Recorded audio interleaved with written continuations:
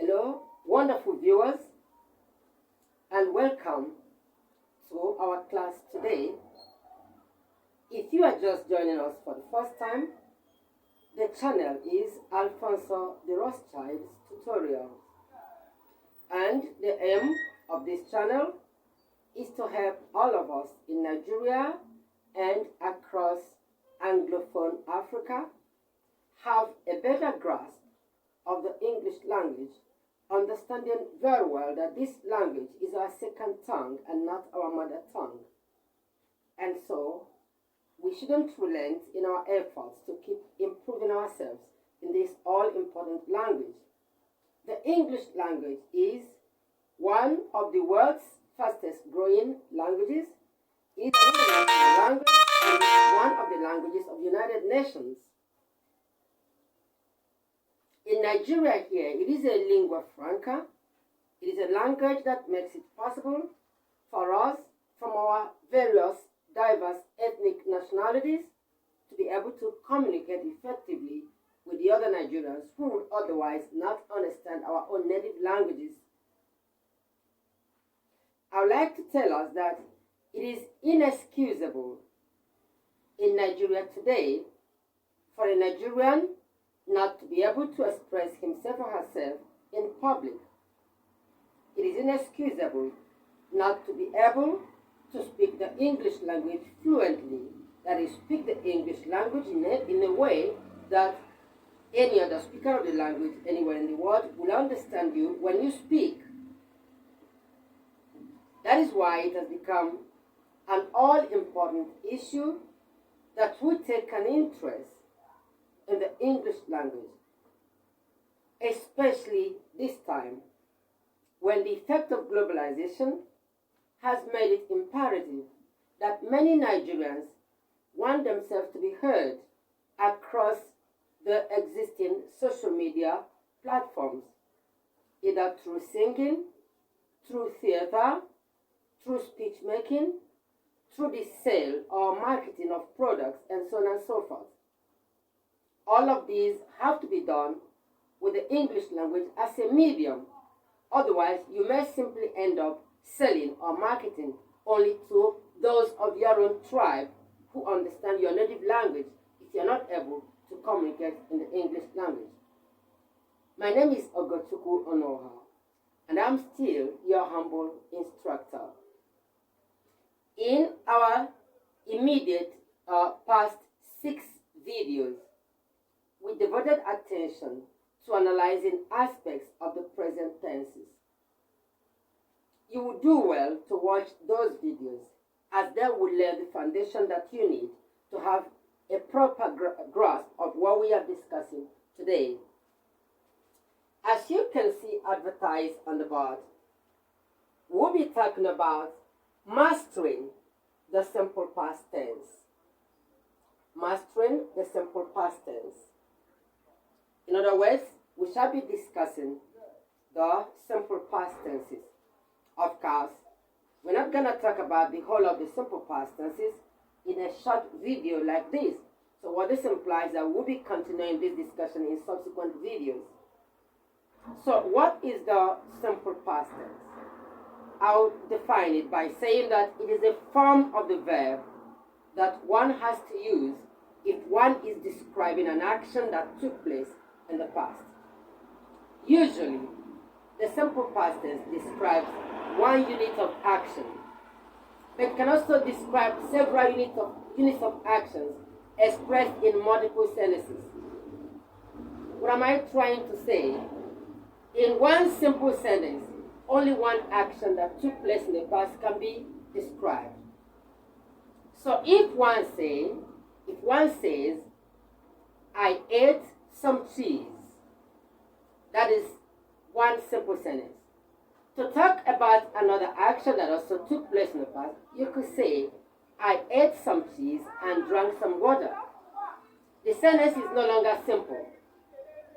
A sentence that contains 2 verb units is no longer a simple sentence. For instance, I ate some cheese means an action that I took in the past that was eaten.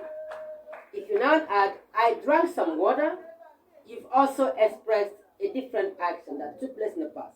So I ate some cheese is one simple sentence. I drank some water is one simple sentence. Both took place at individual times in the past. If you combine them and you say, I ate some cheese and I drank some water, the sentence has become compound. It is no longer simple. But a simpler way of making the same sentence and making it shorter is to say, I ate some cheese and drank some water. So you omit the pronoun, the personal pronoun I, which talks about you. You omit it in the second sentence. I ate some cheese and drank some water.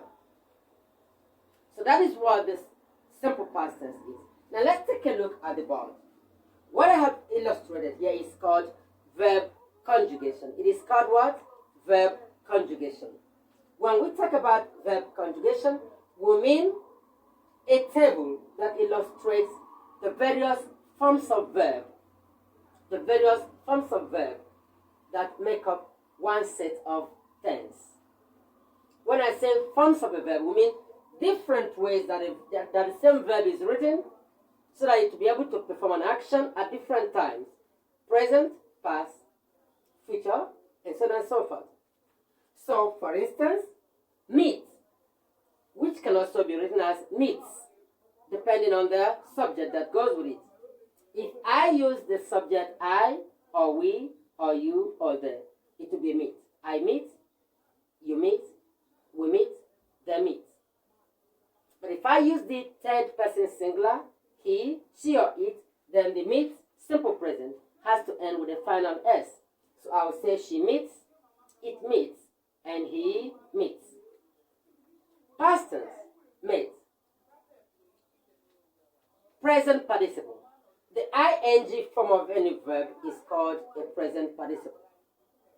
Then after the present participle, there is the past participle, which, as you can see, is exactly the same spelling or the same form as the simple past tense. But the difference is that while the simple past tense is used alone the way it is, the past participle cannot be used alone. It must go with an auxiliary. For instance, I can say, I met Lars yesterday. But then I will say, I had met Lars before I visited the mall. I had met.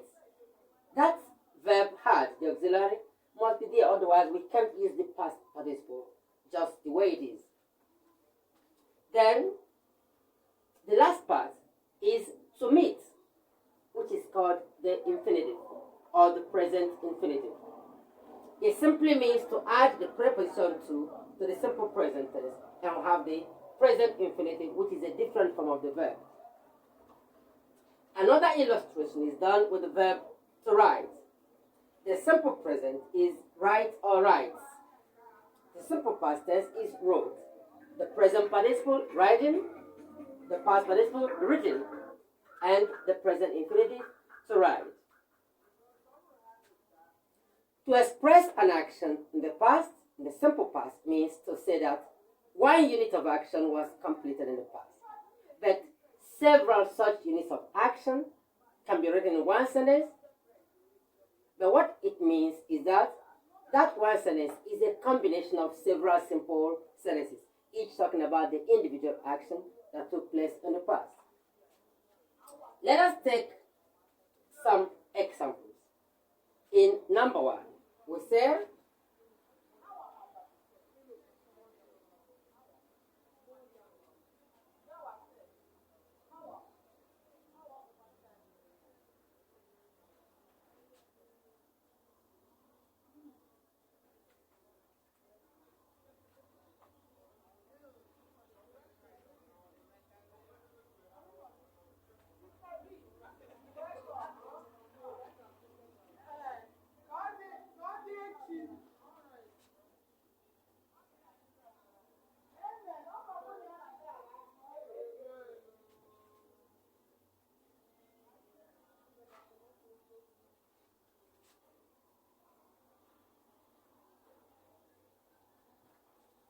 So we'll take a look at the two sentences that we have here.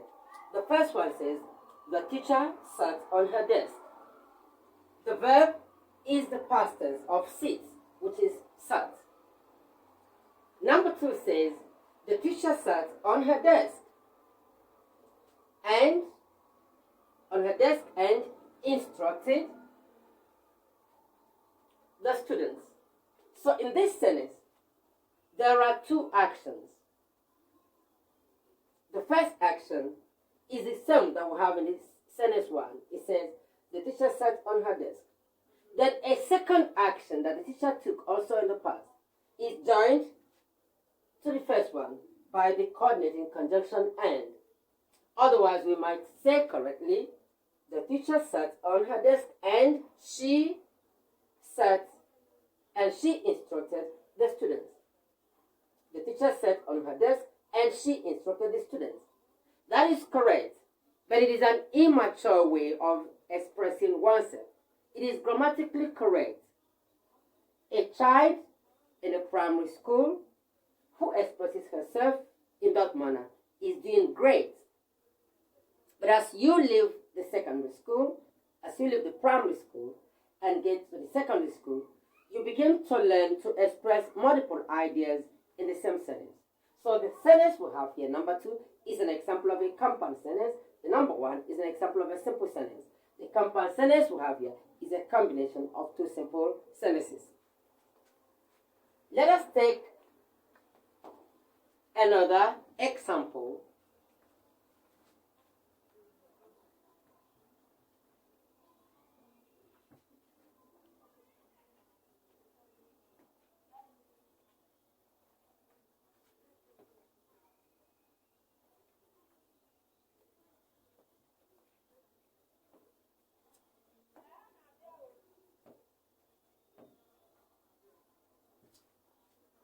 It says, the florist supplied flowers for the book fair. The florist supplied flowers for the book fair.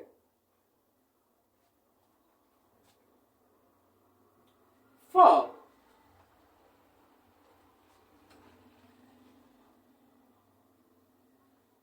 Last week, you will call this group of words an adverbial of time.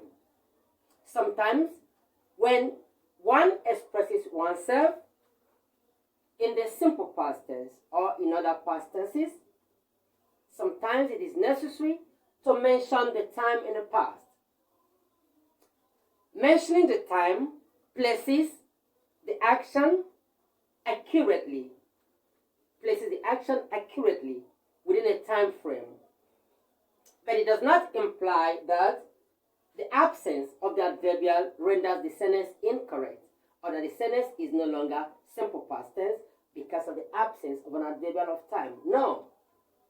What makes the sentence past or present is the form of the verb. So, the florist supplied already means it happened in the past. Whether we say yesterday or last month or 2 years ago or not, doesn't matter. The verb form supplied already indicates a past time. In the same way as the verb will indicate a present time if we said the florist supplies. The florist supplies becomes present immediately without our saying the time in the present. But adverbials are important because there are a milestone that indicates the time in the past when a given action took place. So we say, last week,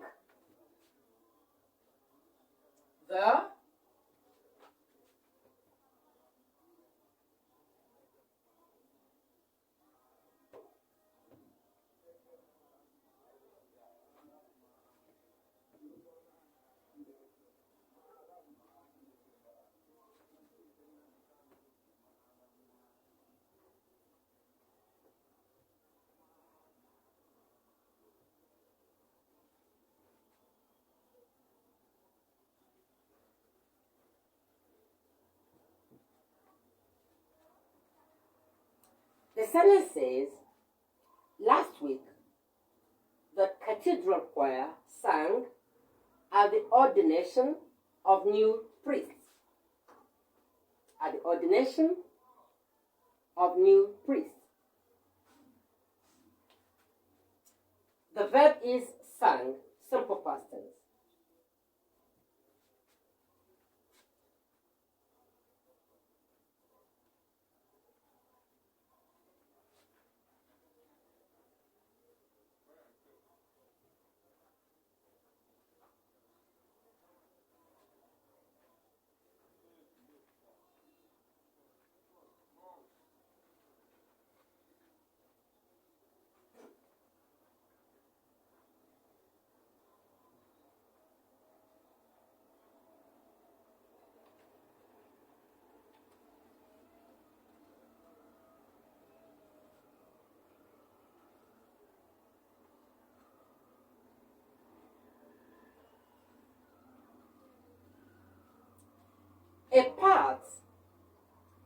A part of the reason for this exercise and why it is necessary that we keep reading our books to refresh our memory is to be able to use exactly the precise words to describe an action or to describe a quality, if it is an adjective that you want to use, or to describe the impact of an action, or to add meaning to an action, as the case may be.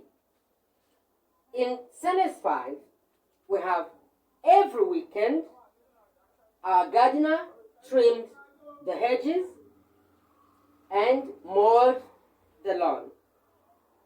In this sentence, the two verbs trimmed and mowed both mean to cut. Both mean to cut. But the word cut is a general word. You can cut your finger. One can cut one's finger. One can cut a rope. One can cut a relationship. And so on and so forth. So, but if you're talking about hedges, the right verb is trim. Trim. And if you're talking about grass, the right verb is mow, the past tense mowed.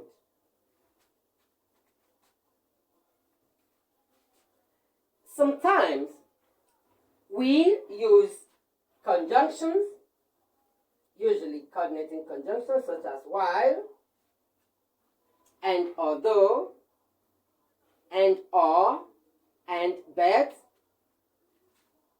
to link two actions, and sometimes more actions that took place in the past. Let's take a look at this one. It says when, while,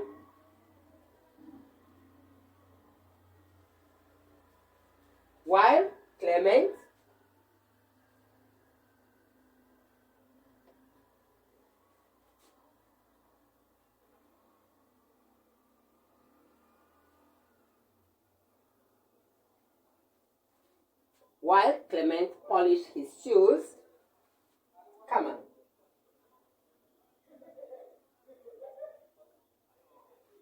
Mariam smoked a pipe.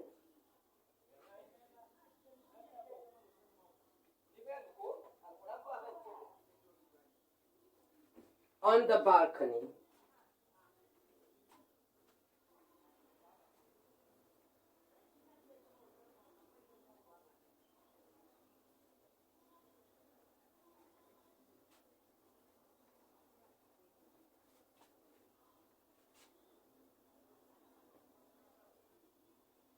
It says, while Clement polished his shoes, Mariam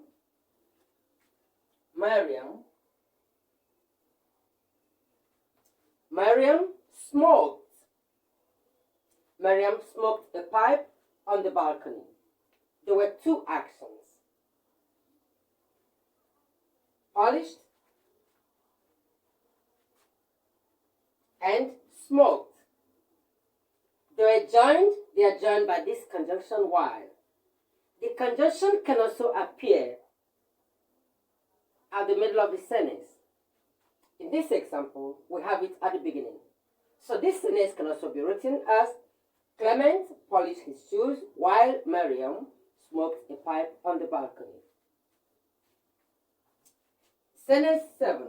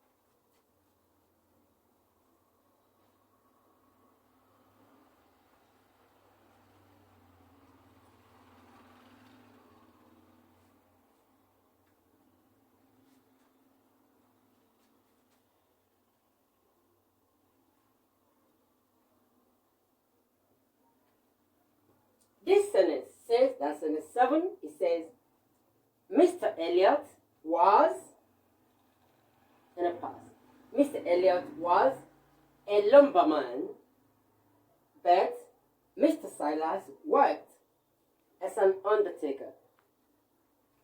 A lumberman is a forestry person, somebody who fells trees in the forest to provide timber for the construction industry. An undertaker is somebody who helps, somebody whose job is to help prepare the dead for burial, especially by constructing and supplying coffins used for burying the dead.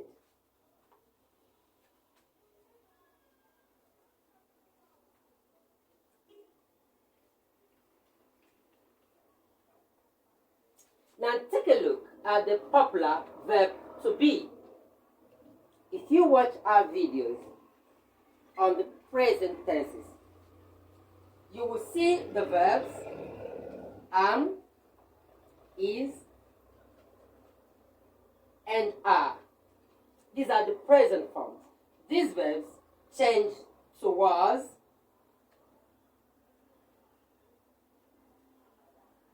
and were in the simple past tense. And the verb to have, and has, which change to had, which change to had in the simple past tense. And then the verb do and does, plural and singular, which change to did in the simple past tense. So am and is are singular. They are the present tense equivalents of was, which is the past tense. So am and is change to was in the past tense. Are, the plural of am and is, become were in the past tense. With the verb to have is in principle the plural form, but it depends on the subject, the person of the subject. For instance, when we use I with have, I have becomes singular. But with pronouns like you, we, and they, have is plural. Then has, the singular form, is permanently singular in the present, and it is used only with he, she, and it. In the past tense, both have and has change to had. In the present form, do is the plural. So, with you, you do, we do, they do. Do is plural.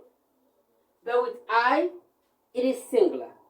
In such a sentence like, I do my laundry in the middle of the week. Does is a singular form. which is used with he, she, and it. Let us take a few examples here. Now, this should be number 8. Using was.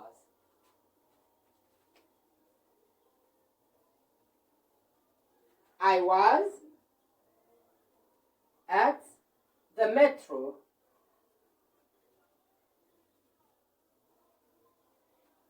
to see a movie.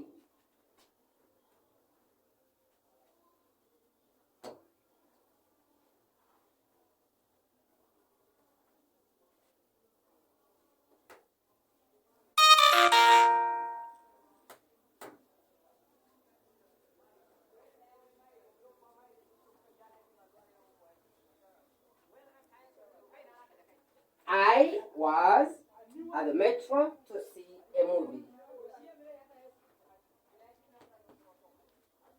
I was. Now, if the subject changes from I, which is singular, to a plural form, like we, then the verb would change.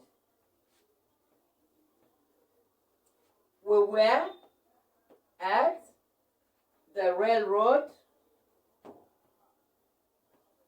station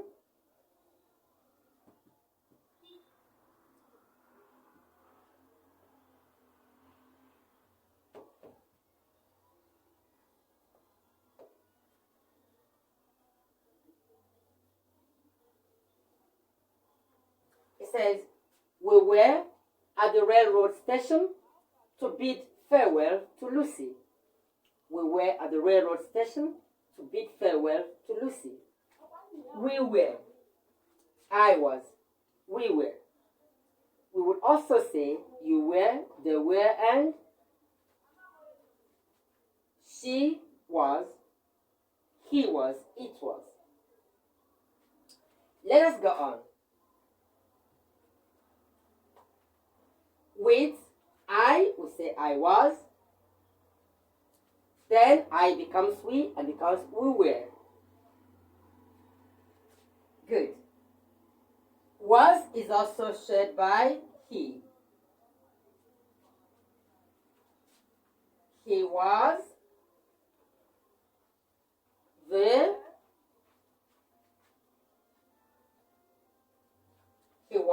the most brilliant. Was the most brilliant.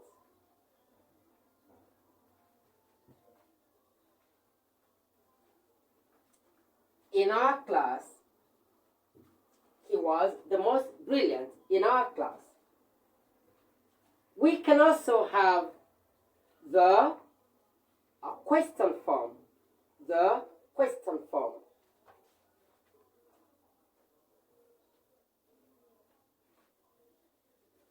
Was she?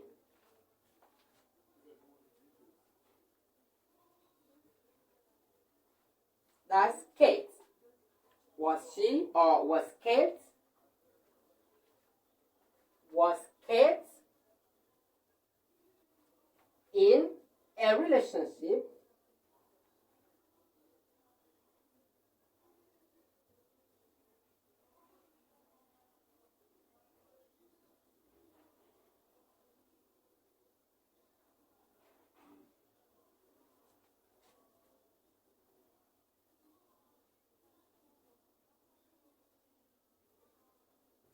Question mark. It says, was Kate in a relationship with Mark?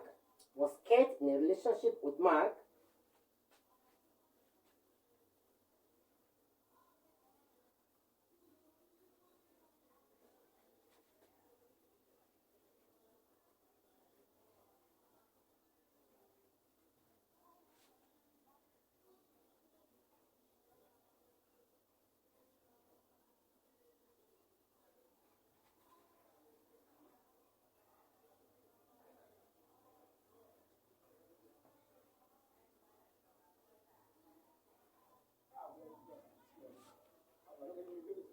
Number 5 says, it was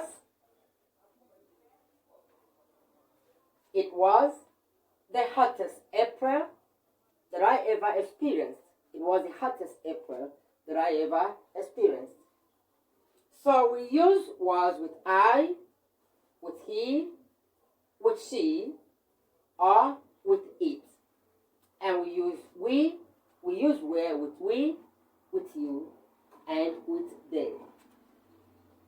Example.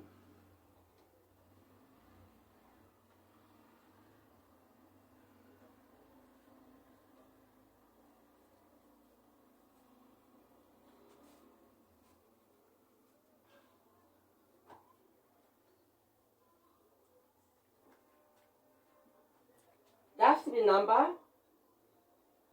6.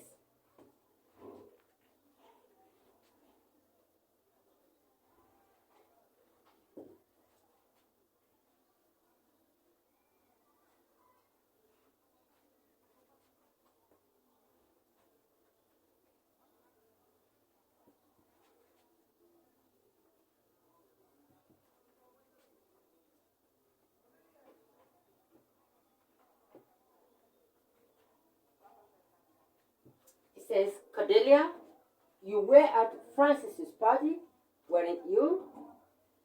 Cordelia, you were at Francis's party, weren't you? So we say you were. The you that goes with were is singular if it refers to one person. But because you can also refer to more than one person. When the you refers to more than one person, that is plural, then the word that comes along with it is plural. But when you refers to one person, the word that goes with it is singular. So in this example, where is singular because you refers to one person, which is Cordelia. You is a pronoun for Cordelia. Now if we say, assume the sentence said, Cordelia and Nancy, you were at Francis's party, weren't you? Then where will be plural since you refers to two persons. Alright? Beyond this, let us take another sentence.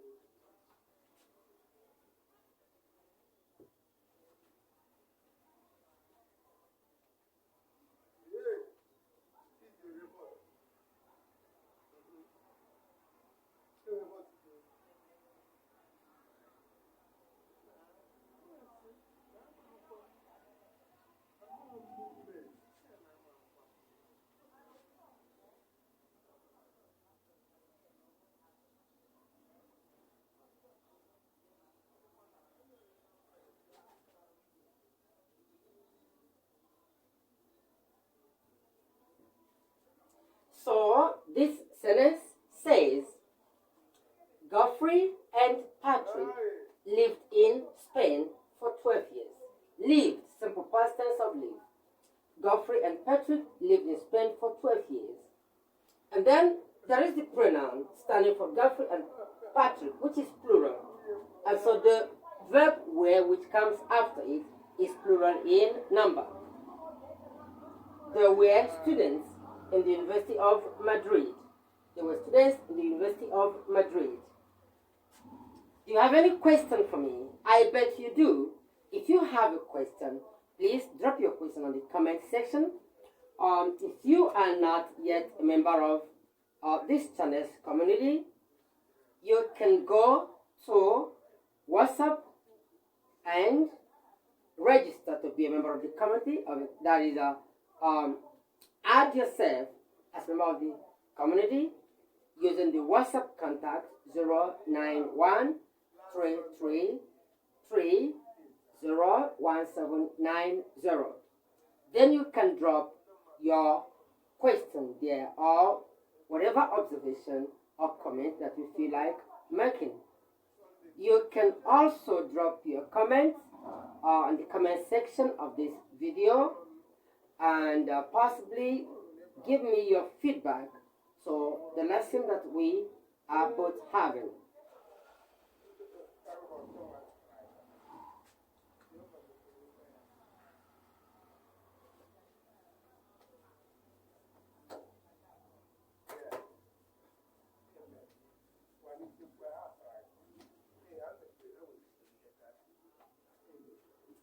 Let's take a look at the verb to have. Number one,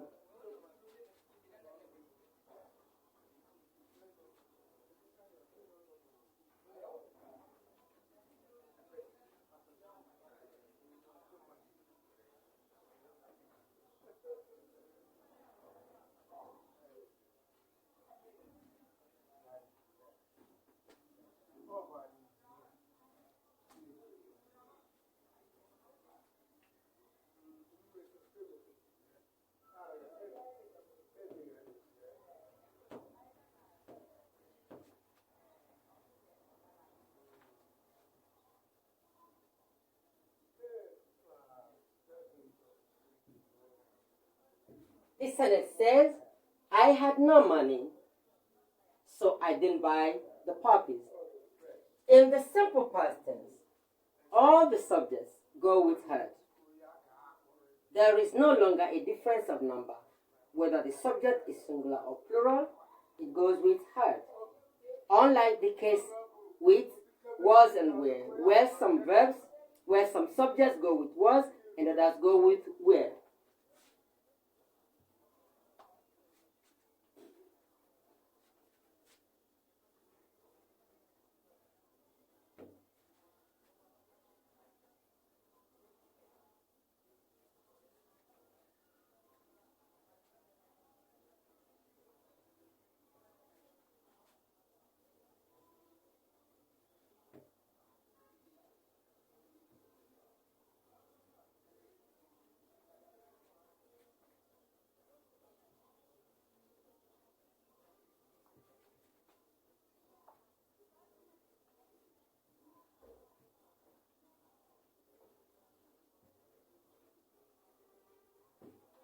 The sentence 2 says, Maria had a bridal dance with Edwin, his fiancé.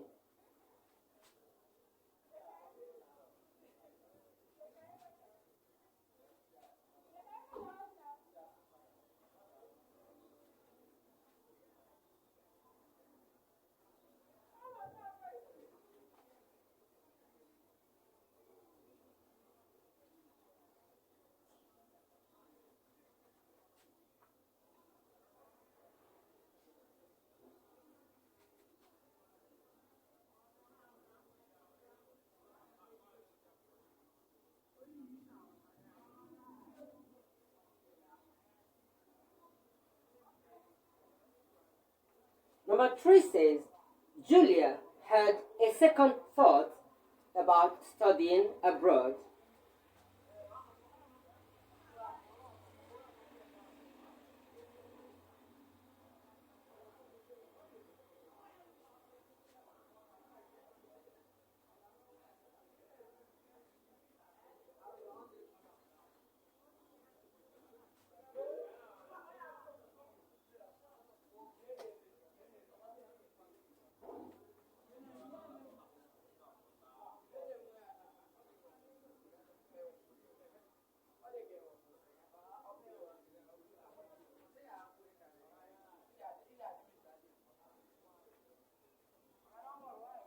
Question. When a question is asked about whether someone had something in the past, it should be, did they have, did you have? Did you have, but not did you had. So what comes after the auxiliary did is the infinitive. It's called the infinitive. Did they have the opportunity? They sought. But the verb had can also be used to ask its own question without an auxiliary. So we can say correctly, had they the opportunity they sought? Had they the opportunity, meaning whether they had it or not? Had they the opportunity they sought? I would like to believe that you've enjoyed my presence as much as I've done yours. If that is the case, then you've made my day. Remember to share this video and like this video and subscribe to this channel so that our videos can get to you firsthand. Like I said earlier on, join our community. If you are a WAEC hopeful, you are a JAMB prospect, that means you're planning or getting ready to sit for the SSCE conducted by WAEC, or you're planning to sit for the Unified Tertiary Matriculation Examination conducted by JAMB, this channel is for you. I have promised a set of answered 100 past questions if you join the community and subscribe to this channel. But before I give this to you, you need to be a part of the channel, because it is only when you're a part of the channel and become a part of the intensive learning going on here, then if I give you solved past questions, you'll be in a position to understand why certain answers are correct and why others are not correct. So that brings an end to our discussion on the simple past tenses.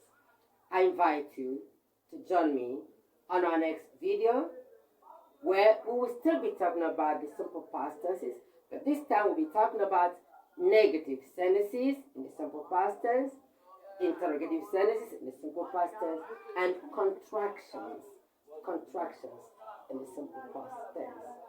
Thank you very much, as I look forward to meeting you